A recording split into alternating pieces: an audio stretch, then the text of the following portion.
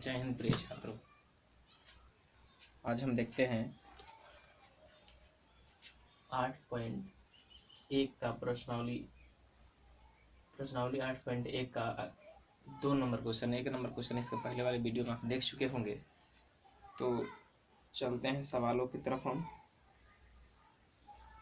इसमें दे रखा है, आकृति देख के बताना है। इसमें tan p minus tan r, इसके पहले वाला वीडियो आप आराम से देख लीजिएगा। इसमें किस चीज़ का वैल्यू नहीं मालूम है तो आपको मालूम होना चाहिए आधार, यानी छोटा भुजा का मान मालूम। जब आधार का मान निकाल लीजिएगा यानी b is equal to under root h का स्क्वायर माइनस यानी h का वैल्यू ये वाला कर्व माइनस p का स्क्वायर। सबसे साधारण और आसान तरीका, एक बार इसी वैल्यू को जोड़ दीजिए, अगर माइनस बीच में हो एक बार हटा लीजिए, यानी 13 और 12 जोड़ेंगे तो 25 गुना 13 में से 12 कम कर दीजिए तो 1। अब इसी का जो वर्गमूल निकल जाएगा यही मेरा हो जाएगा। सबसे साधारण तरीका है, 13 का स्क्वायर करिएगा वो भी आएगा, 12 का स्क्वायर करिएगा घटाइएगा, बात सेम है। इससे अच्छा है कि 13 और 12 ऐड कर लिए जाए, 13 12 25 हो गए, घटा लिए गुना 13 में से 12 कम कर दिए 1, यानी 25 का वर्गमूल हो जाते हैं 5। अब जैसा कहा है सवाल को हल कर लीजिए। हल कर रहे हैं तो tan p हम बताए भी थे, इसके सामने वाला भुजा ही लंब होगा, यानी p के सामने लंब हो गया। आप जानते हैं इसका लंब और आधार होता है, तो ये हो गया लंब। कर्ण कभी भी बदलता नहीं है, तो कर्ण नहीं बदलेगा, ये हो गया लंब, अर्थात ये हो जाएगा आधार। तो लंब का मायने दे दिया है 5 और आधार का मायने दे दिया है 12। आर के पास जाइए, इसके सामने वाला ये लंब हो जाएगा, तो जब ये लंब हो जाएगा तो ये वाला आधार होगा। तो लंब का वैल्यू कितना दे रखा है 12 और आधार का वैल्यू 5। कर्ण कभी भी नहीं बदलता है। हम सामने वाला भुजा को देखें लंब, कर्ण तो जेम कहते हैं, लंब मेरा मिल गया तो जो बचेगा वही ना आधार होगा।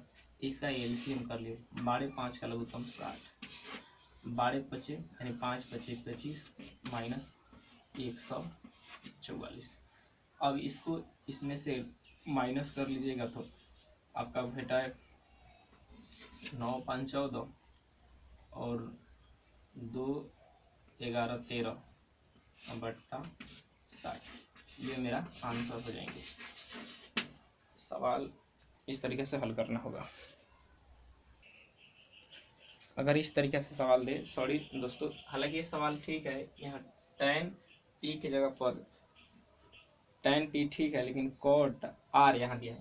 हालांकि एक चलिए ये प्रश्न बन गया, ये भी ठीक है, लेकिन यहाँ पर अब cot r कहेगा तो कैसे बनेगा, तो इसका भी देख लिया जाए। जो एनसीईआरटी पब्लिकेशन में दे रखा है वही चीज देखते हैं, अर्थात tan p minus cot r, ये आपका एनसीईआरटी में ये वाला दिया है, हमसे लिखा गया बाय द मिस्टेक। चलिए फिर वही चलते हैं। p यानी इसके सामने वाला लंब हो गया, p यानी कि 5 लंब हो गए, और आधार क्या हो जाएंगे मेरे दोस्त 12। ठीक, आते हैं r के पास, तो ये वाला भुजा हो जाएगा लंब, तो ये हो जाएगा आधार। आप जानते हो कोट आधार बटा लंब होता है, ये सामने वाला जब लंब हो गए तो इसका मतलब है ये आधार हो जाएगा। कोट हमेशा कहता है आधार पहले लिखिए, तो यह जब लंब हो गया तो इसका यह अर्थ वही आधार है, यानी 5 बट्टा 12, 5 बट्टा 12 हो गया। 5 बट्टा 12 में से 5 बट्टा 12 घट जाएंगे तो आंसर हो जाएंगे 0। आपको एनसीईआरटी पब्लिकेशन में यही वाला बात दिया। हम चलिए एक सवाल एक्स्ट्रा सीख गए, कोई बात नहीं, अगले सवालों की तरफ ले चलते हैं। आइए दोस्तों 3 नंबर सवाल देखते हैं। 3 नंबर प्रश्न को देखा जाए तो साइन ए 3/4 दिया है, 3 यानी कि लंब यानी परपेंडिकुलर का मान है। तो लंब अगर इसका मतलब इस फिगर में देखते हैं, साइन ए इसको ए हम कर लिए तो बी इसको सी इसको कर लिए, ठीक। हालांकि ए इस तरीके से माना जाएगा कि आप यहाँ इसका सामने वाला भुजा लंब ना हो पाए, तो इसको देख रहे थे इसके सामने वाला लंब ये हो जाएगा, हमारे हिसाब से ये सही हो जाएगा।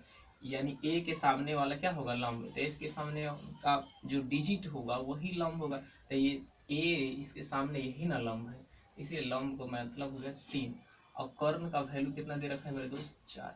आधार मालूम नहीं है, आप ऑलरेडी जानते हो, अभी सीखा हमने इसके पहले सवाल में कि आधार निकालना था तो कर्ण के स्क्वायर में से लंब के स्क्वायर क्या करे, घटा लीजिए। यानी अभी अभी मैंने इस सवालों को बताया, कर्ण के स्क्वायर में से आधार का स्क्वायर कम कर लिया जाए। तो अभी बताए, एक बार जोड़ लीजिए इस बात को, एक बार घटा लीजिए, अगुना में लिख दीजिए। 4 और 3 7 हो जाएंगे, अगुना 1, 7 का वर्गमूल तो होता नहीं मेरे दोस्त, √7। और जो इस चीज का वैल्यू का है उसी का निकाल लीजिए। cos a बोला है हमसे, cos a, तो cos a, तो सामने का जो डिजिट हो जाएगा लंब, तो इसका वैल्यू कितना होगा, सामने वाला भुजा लंब हो गया। तो हमें हम जानते हैं cos होता है आधार बटा कर्ण, इस सामने वाला लंब हो गया तो आधार कितना हो गया, √7/4। ठीक इस तरह का tan a दे रखा है, तो a के सामने वाले डिजिट को देखते हैं लंब है, ठीक, और ये आधार हुआ, ये कर्ण, कर्ण कदापि नहीं बदलता, तो लंब बटा आधार होते हैं tan का वैल्यू, यानी लंब का वैल्यू कितना हो गया 3 और आधार का वैल्यू √7। तो हमसे जो पूछा है cos a, तो cos a का वैल्यू इतना आ गया, ये आंसर हो गया। tan a का वैल्यू इतना। अगला सवाल देखते हैं। देखिए चौथे नंबर सवाल की तरफ हम जाते हैं। ये 4 नंबर सवाल है। 15 cot a बराबर 8, 15 cot a बराबर 8, इसके पहले वाले वीडियो में हम एक बना दिए थे। यहाँ पे ये मल्टीपल में है, यहाँ पे आएगा तो डिवीजन में आएंगे, नहीं भाग में आएंगे। अर्थात इस बात को हम लिख सकते हैं cot a is equal to 8/15, यानी आधार और ये लंब का वैल्यू है। तो हम डायरेक्ट इस फॉर्म में लिख देते हैं, आधार और ये हो जाएंगे लंब। तो ए देखिए मेरे दोस्त, ए कहाँ लिखेंगे कि लंब हो जाएगा मेरे भाई, तो ए यहाँ लिख देते हैं, तो इसके सामने वाला भुजा लंब हो जाएंगे, तो मेरे लिए बेहतर होगा। तो ए जब यह हो गया तो बी अपने मन से मान लिया जाए, सी मान लिया जाए। फिर से समझिएगा, ए हमेशा ही सामने वाला भुजा लंब बताता है। तो इस फिगर में देखिए लंब क्या है, तो आप जानते हो कॉट आधार बटा लंब होता है, तो आधार का वैल्यू मैंने लिख दिया 8 और लंब का वैल्यू 5। तो इस फॉर्मूला में यानी कि लंब आधार को देखा जाएगा, तो ये लंब है, इस रियल घटना में ये लंब है, तो लंब तो मेरा हो गया, ये लंब हो गया, तो इसीलिए मेरे लिए फायदा हो गया। ठीक, आगे चलते हैं, सवालों को देखते हैं। मुझसे जो पूछा है, हालांकि देखिए इसमें क्या चीज का वैल्यू नहीं मालूम है, कर्ण का वैल्यू नहीं मालूम है। तो कर्ण जब निकाल लीजिएगा, कर्ण का वैल्यू निकालिएगा तो 15 का स्क्वायर प्लस 8 का स्क्वायर, इसमें जोड़िए घटाइएगा ना, ये तो गलत होगा। 15 का स्क्वायर करेंगे तो 225 हो जाएंगे और 8 का स्क्वायर हो जाएगा 64, दोनों जोड़ लिया जाएगा तो 289। ये किसके वर्गमूल हो जाएंगे मेरे दोस्त, 17 का, और 17 का हो गया। अब जो चीज कह रहा है वही निकाल लीजिए। साइन ए के पास जाएंगे, ए के सामने का भुजा लंब, तो लंब हो गया। आप जानते हो लंब बटा कर्ण होता है, ए के सामने का डिजिट लंब हो गया, तो लंब का वैल्यू लिख देते हैं 5 और कर्ण का वैल्यू दे रखा है 17। तो मेरे इसके अनुसार एक आंसर हो गया। दूसरा दे रखा है सेक ए, आप जानते हो कर्ण बटा आधार होता है, सामने वाला जब लंब हो गया इसका मतलब ये आधार है, हालांकि कर्ण कभी बदलता नहीं। कर्ण दे रखा है 17 और आधार दे रखा है 8। इस तरीके से हम सवालों को हल करते चलेंगे। ठीक है ना, अगले सवाल को देखते हैं मेरे दोस्त। 5 नंबर, ठीक 4 नंबर का थोड़ा सा बहरूपिया सवाल है और कुछ नहीं है। यहाँ देखते हैं सेक थीटा, थीटा हम कहाँ लिखेंगे, इस बात को हमेशा समझिएगा। किसी वीडियो को 2 बार 3 बार रिप्लाई करके देखते रहिएगा तो आपके लिए बेहतर होगा कि किस तरीके से सर ने बता रखा है। थीटा कहाँ लिखेंगे इस बात को समझिएगा। ये आप जानते हो कर्ण होता है, कर्ण और आधार, आप ऑलरेडी जानते हो कि अगर थीटा जहाँ लिखेंगे उसके सामने वाला लंब होगा। ठीक, तो इसका यह मतलब है ये आधार है, ये कर्ण है, तो कर्ण तो आप ऐसे ही लिख दीजिए, कर्ण तो बदलने वाला नहीं है, आधार लंब न बदलेगा। तो अगर मान के चलिए थीटा आप यहाँ लिखते हो, थीटा अगर यहाँ लिखते हो तो आप जरा सोचिए, थीटा यहाँ लिखते हैं, सामने वाला लंब है, तो इसमें तो लंब का चर्चा किया नहीं गया है, तो एक इसका मतलब नहीं जानते हैं लंब। यहाँ कर्ण दिया है आधार, तो अगर यहाँ हम थीटा लिख देते मेरे दोस्त, तो ये वाला लंब हो जाए, सॉरी ये वाला जो मेरा यहाँ चला रहे ये लंब हो जाएगा, और लंब नहीं दे रखा है, इसका मतलब ये आधार हो जाएंगे, तो हम लंब यहाँ से निकाल सकते हैं। तो लंब निकाल लीजिएगा। तो आप अभी सीखे हैं कि इसको देखा गया है कि अगर P इक्वल टू लंब बराबर 13 का स्क्वायर में से 12 का स्क्वायर घटा लीजिए, तो मैंने अभी बताया कि एक बार इस चीज को जोड़ लिया जाए, एक बार घटा लीजिएगा तो ऑटोमेटिक मिल जाएंगे। 13 और 12 जोड़िएगा तो 25 इंटू 13 में से 12 कम कर लिए जाते हैं 1, तब 25 का वर्गमूल हो जाएंगे 5। अब जितना भी अनुपात ज्ञात करना आराम से आप सभी त्रिकोणमितीय अनुपात में लिख सकते हैं, अर्थात इसको छोड़ के 5 भी निष्पत्तियां को लिख लीजिए अनुपात में। यानी सेक का उल्टा क्या होता है मेरे दोस्त, कॉस। कॉस थीटा जब लिखिएगा तो इसको पलट लीजिए, यानी 12/13, 12/13 क्या लिख सकते हैं, 12/13।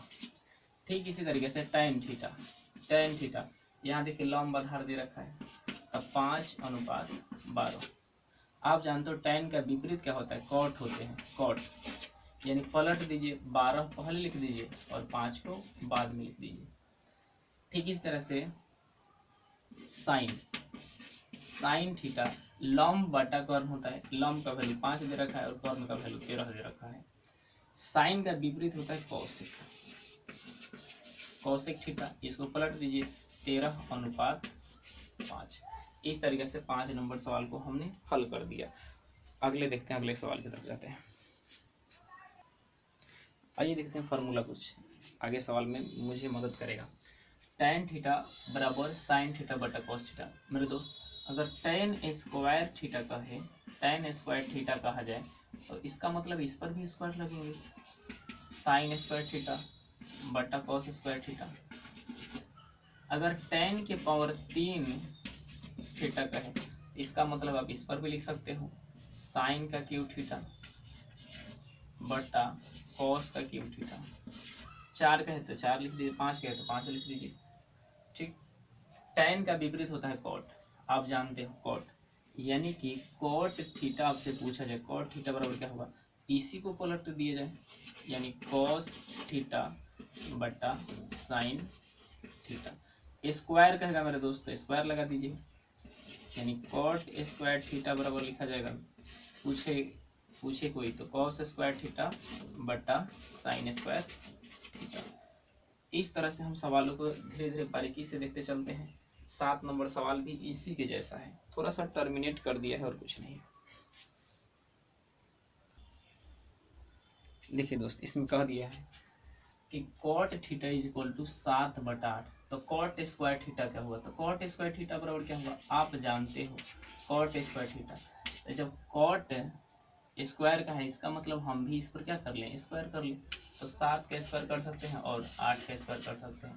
तो 7 का स्क्वायर कितना हो जाएगा 49, और 8 का स्क्वायर कितना हो जाएगा 64, 8 के स्क्वायर कितना हो जाएंगे 64। एक इसी का बहरूपिया सवाल इसी में दे रखा है, इसको 2 नंबर दे दिया है और एक सवाल और दिया है, ध्यान से समझिए, कुछ फॉर्मूला एक और सीख लेते हैं। 1 minus sine theta into 1 plus sine theta बराबर, एक बार दोनों जब गुना करिएगा, एक बार माइनस में दिए एक बार प्लस में, तो आप हमेशा यह बात को याद रखिएगा कि पहला डिजिट का स्क्वायर होगा माइनस दूसरा डिजिट का स्क्वायर। अब ये भी एक फॉर्मूले होते हैं, ये भी एक फार्मूला है, ध्यान से देखिए। अगर यह पूछा जाएगा तो यह हम लिख सकते हैं, 1 माइनस साइन स्क्वायर थीटा अगर पूछा जाए तो आप आराम से लिख दीजिएगा कॉस स्क्वायर थीटा। ठीक, ये भी एक फॉर्मूला का ही अंश है। एक और होता है 1 plus cos theta into 1 minus cos theta बराबर क्या होगा मेरे दोस्त, पहला का स्क्वायर हूबहू इसी के जैसा, पहला का स्क्वायर घटाओ दूसरा का स्क्वायर।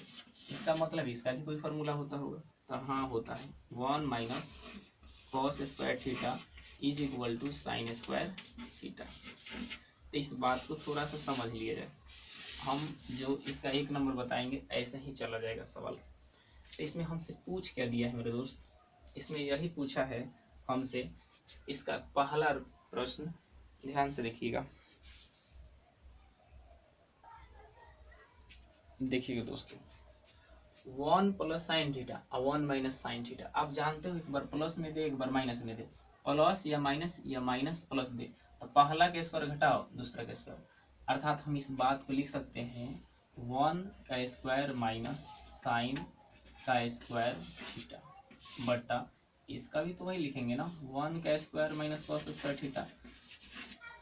इस वैल्यू को आप ऑलरेडी जानते हो, इसको लिख सकते हैं 1 का square minus sine square theta is equal to cos square theta, cos square theta बटा इसको देखिए, तो आप इसको भी तो लिख सकते हो ना, 1 माइनस कॉस स्क्वायर थीटा लिखा गया है, इसका फॉर्मूला क्या हो जाएगा, तो यहाँ देखो 1 माइनस कॉस स्क्वायर थीटा बराबर sign square theta, sign square theta. आप यह भी जानते हो कॉस बटा साइन, इसके पहले वाले फॉर्मूले में हमने देखा है, यहाँ पर भी देखा है कि कॉट थीटा बराबर कॉस थीटा बटा साइन थीटा होता है, ठीक है। तो इसका मतलब है किसका स्क्वायर है, कॉट स्क्वायर थीटा का है, किसका स्क्वायर है, कॉट स्क्वायर थीटा का। तो यहाँ पे कॉट स्क्वायर थीटा का है, तो हम इस वैल्यू को थोड़ा सा लिख सकते हैं कि cot square theta, cot square theta. आप जानते हो कॉट का वैल्यू 7/8 दिया, इसका मतलब है इसका क्या कर लेना है, स्क्वायर कर लेना है, तो आराम से आंसर होगा 7 के स्क्वायर बटा 8 के स्क्वायर, यानी कि 49/64। यही मेरा यहाँ तक का आंसर हो जाएगा। ठीक है दोस्तों, अगले वीडियो में फिर मिलेंगे। जय हिंद मित्रों।